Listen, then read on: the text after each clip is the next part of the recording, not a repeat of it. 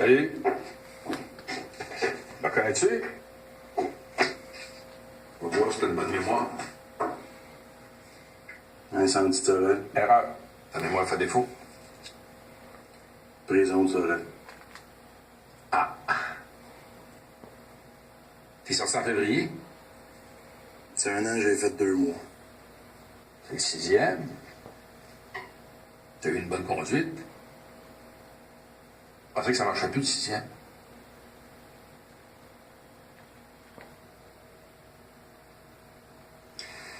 La meilleure personne pour me parler de toi, c'est toi, Mario. À l'heure où on se parle, t'es en état d'arrestation. J'ai rien fait. Il n'a pas du tout la moindre contraction frontale, ni de l'espace intersourcilier. Mario Bastien s'est présenté à la police pour passer un test de polygraphe et être écarté de l'enquête pour la disparition d'Alexandre Livernoche. Il a échoué ce test. L'enquêteur, Roberto Bergeron, doit déterminer sur quel fait le suspect lui ment. Depuis le début de l'enquête, là, as-tu eu des menaces de qui que ce soit? Des menaces de policiers? Ou de monde de Sorel? Dimanche soir, ma mère est venue sur les lieux, mon père avec un bat de baseball. Ça s'adresse-tu à toi? Le père ou quoi, là, d'autres jeunes là-dedans. Un ami. J'ai reçu des menaces.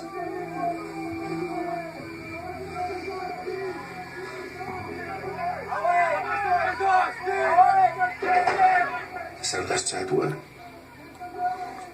Des menaces de mort. On va te tuer mon esti. Couper ça. Couper la tête. On va te couper ça.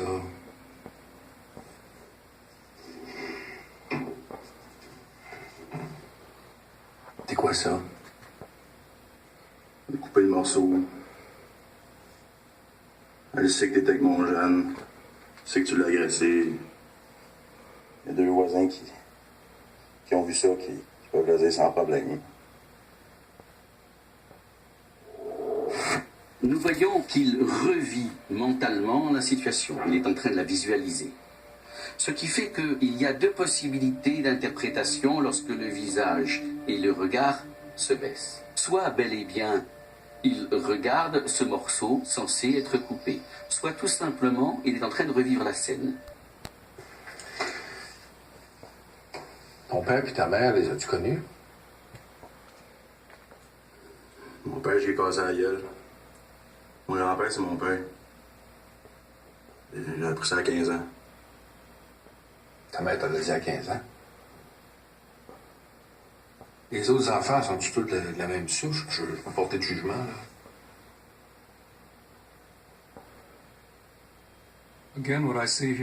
Encore une fois, on peut remarquer sa personnalité antisociale. Il ne prend pas la même posture que le policier et il n'imite pas ses gestes. C'est inhabituel. En temps normal, on imite certains gestes de la personne qui nous interroge. J'en ai besoin l'autre après. Ah, tu dis que tu l'as agressé, tu as fait quoi? Parce qu'une agression, là, c'est... Touché. J'ai touché. Puis... touché, puis c'est tout. Ils en prennent soin pendant des mois, puis ils attaquent. Ils deviennent souvent amis de la famille de l'enfant pour s'en attirer la faveur. Avec les gens qui ne sont d'aucun intérêt pour eux, ils agissent de manière antisociale. Ils ne se soucient pas de leurs sentiments ou de l'opinion qu'ils ont d'eux. Relativement à l'affaire Livernoche, là, y a-tu une raison pour laquelle quelqu'un nous dirait que c'est toi qui as fait ça? Carla déjà est bon menteur, d'abord en posant des questions ouvertes, des questions neutres. Cela rend le mensonge plus difficile, parce que la personne aura donc à élaborer une réponse. Relativement à l'affaire Livernoche, y a-t-il une raison pour laquelle quelqu'un nous dirait que c'est toi qui as fait ça? Ils veulent trouver un coupable tout de suite. C'est la raison pour ça.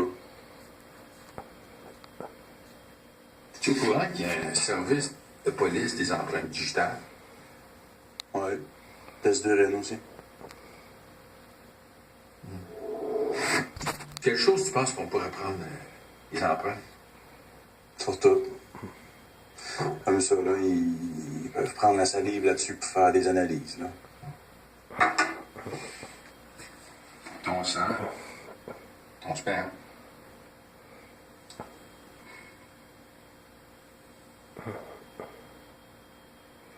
Mon sperme, ça va être dur, j'éjacule pas.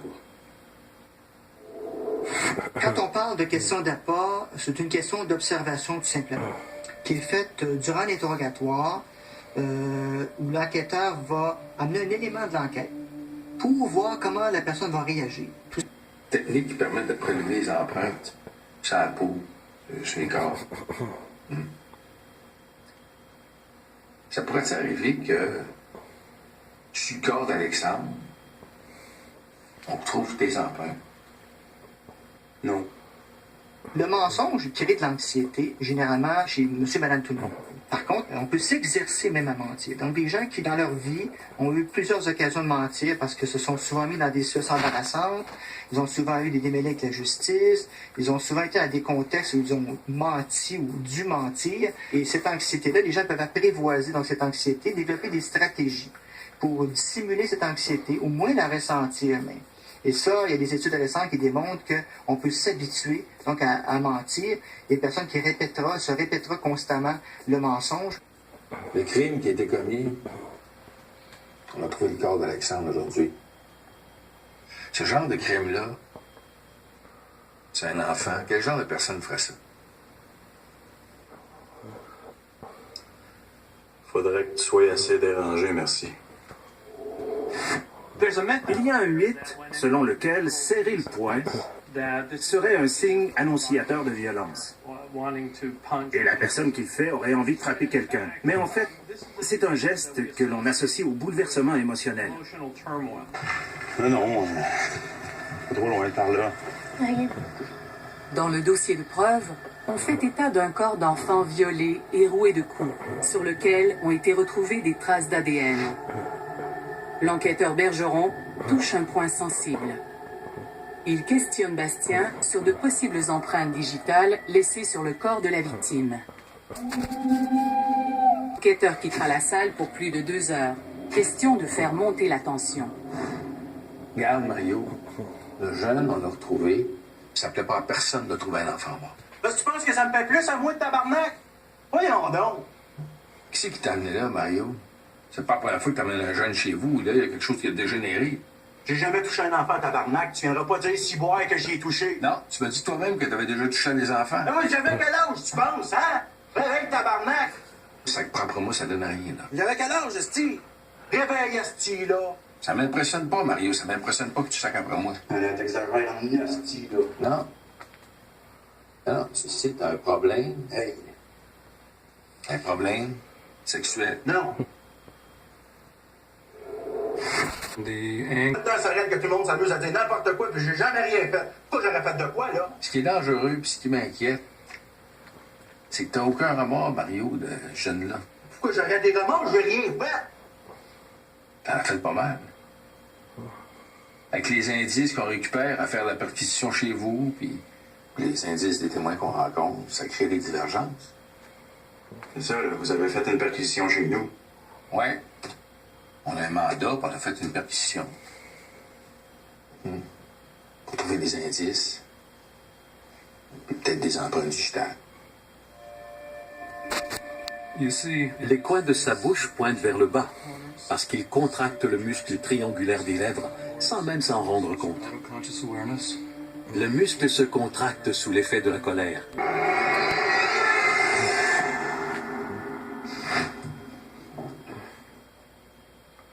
T'avais-tu l'intention de le tuer à partir du champ de cocon ou une fois chez toi que là, ça s'est passé? Ça va bien? Un heure que je t'ai compté tantôt, Mario. Pas facile. Faire qu'on lit. Vas-y, Mario, je t'écoute.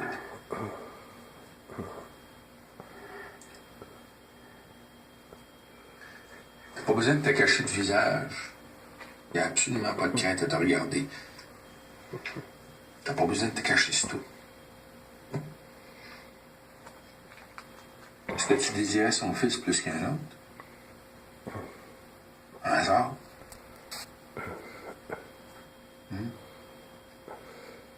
Plus naïf qu'un autre?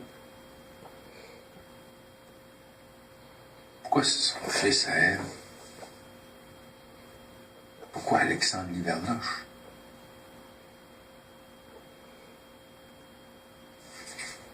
Hey, Mario, j'écoute. T'aimerais-tu ça pour faire un petit peu plus d'argent? Ah oui, c'est sûr. Ah oui? Ah oui. Tu pourrais commencer bientôt? Ah, n'importe quand. Là, tu pourrais commencer là? Ouais. J'ai peut-être quelque chose pour toi, drette là. Ah, ok. OK, on y va. Toi, tu l'as amené chez vous en lui disant que tu avais du travail, une job à lui montrer. Là, tu l'as amené dans la cour de chez Trioxide. Là où il y a des vannes de stationner. Là. Qu'est-ce que tu voulais qu'il se passe dans cette vanne-là? J'avais pas l'intention de rien faire à ce moment-là. Ça m'est venu.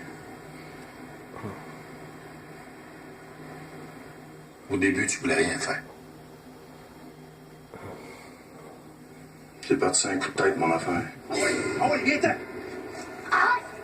Non, arrête! Viens-t'en, ah oui! Hey! Ah oui, viens-t'en, tu veux pas que je fasse mal à ton petit cou? Ah oui! Avance! Ah oui! Hey! Ah oui! Oui! Mets-toi à genoux! Quoi? À genoux, ah oui! Combien de coups tu lui as donné? 4, je pense. 5. J'ai vu qu'il respirait encore, mais j'ai encore donné des coups dessus.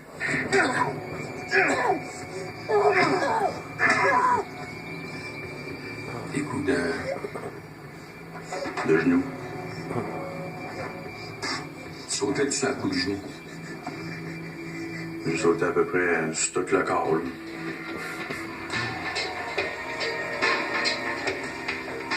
Tu mettais ton poids dessus. C'est ça. Je pense que j'ai donné 2 bons coups de pied, puis il est parti. C'est tout.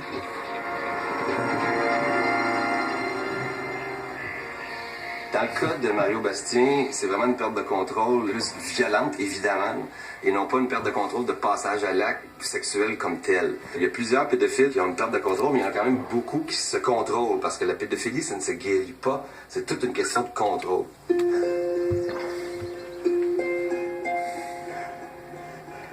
À un moment donné, je voyais le sang couler encore, puis envoyer de la terre. Je voyais noir. Et à un moment donné, j'ai voulu changer d'idée, mais il était trop tard.